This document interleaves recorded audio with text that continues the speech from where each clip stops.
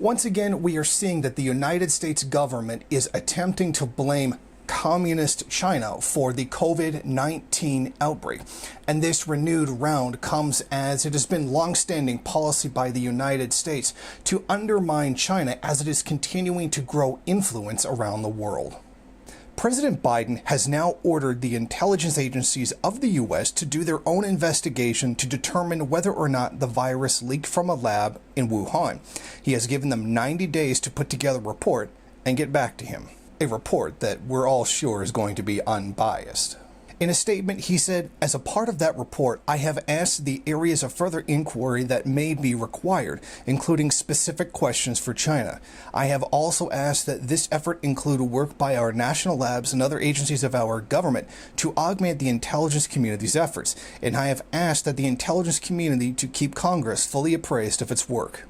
The United States, in both this and the previous administration, have expressed frustration with the World Health Organization. They have continued to ask that the WHO blame China for the outbreak, but thus far the WHO concludes that there is no evidence that the virus came from a laboratory.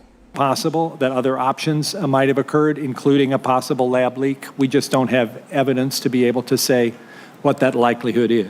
The World Health Organization has already carried out its own investigation. In it, they concluded that the idea of it having escaped from a lab, the chances of it happening were extremely low. Biden has proposed two possible scenarios for the outbreak. Either it escaped from a lab in China and then got into the public, or it is a result of people eating animals.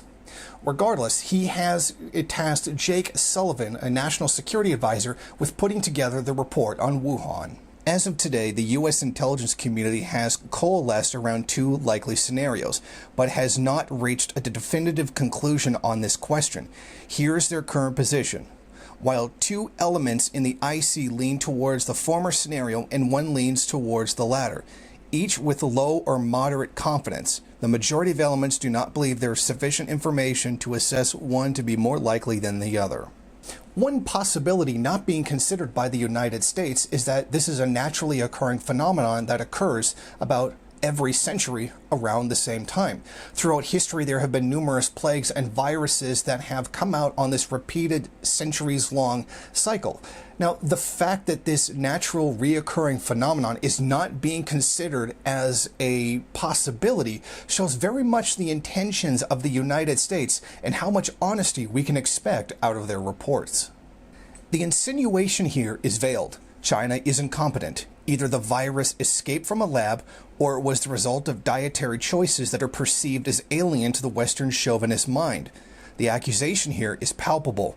Either the Chinese are lesser people, which leads to mistakes, or they're savages who eat things unpalatable to the Western tongue. These kinds of accusations from the United States should not be thought of as unthinkable, where already innumerable Asian Americans across the United States have been the victims of hate attacks for actions that they couldn't possibly have been involved with. What we're looking at right here is the colonizer mentality being weaponized against the Chinese. It is no secret that imperialism and racism go hand in hand. One of the long-held beliefs by Marxists is that racism is perpetuated by colonialism. It was perpetuated by the slave-holding society, and it's being perpetuated by imperialism. One of the justifications that the capitalist imperialist system uses in order to justify its economic and military domination of other people's territories is the belief that they are somehow superior.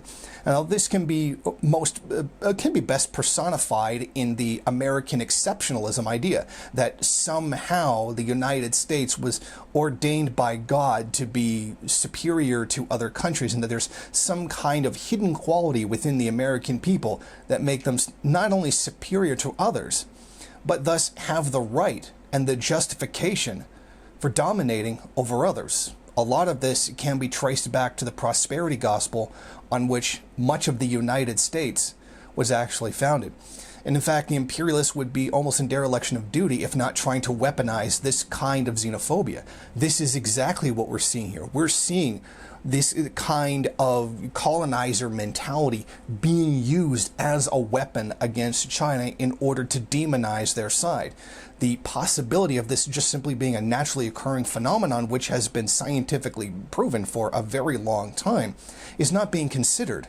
Some kind of perceived degeneracy on the part of the Chinese is essentially the narrative that's being pushed by the United States to justify its position. For the American people, this is much more palatable than the incompetence of their own government in failing to protect them, or simply acknowledging that these things happen. Throughout American history, we've seen a great deal of Americans show nothing but unrelenting hatred towards science. And in fact, preferring to blame some kind of conspiracy or using some kind of racialized lines to blame society for problems. This is not much different than in blaming the crime rates of a society or the failure of a society on a particular ethnic group within it. We're seeing another extension of that right here.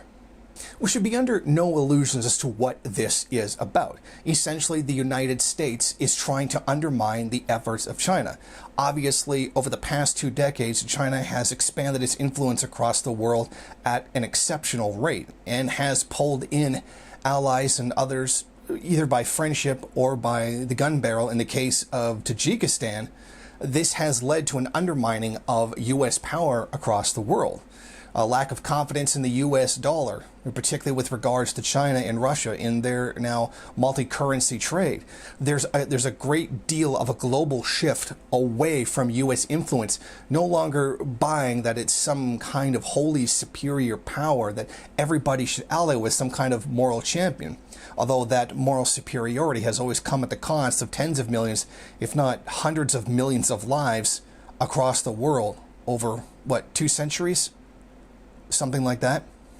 What we're seeing is the United States trying to undermine China and their growing global influence in order to prop up their empire, which by all accounts, even with members of the elite, members within the government, etc., all acknowledging is coming to an end. And what this is more a propaganda war than a physical war, because it's trying to deliberately paint China as the bad guy, attempting to turn global opinion away from China and back towards the United States because of its supposed position of superiority. And that's exactly what we're looking at right now. And that's what we should not be fooled into thinking. The United States is far from some kind of superior being. The only thing that's superior about the United States is its weapons and their ability and willingness to use them for their own gain. Thank you for watching. If you like this program, then please head over to my Patreon page and set up a monthly donation. It's your donations that keep this program running. Also, if you would like, please rate, comment, subscribe, and share in various social media.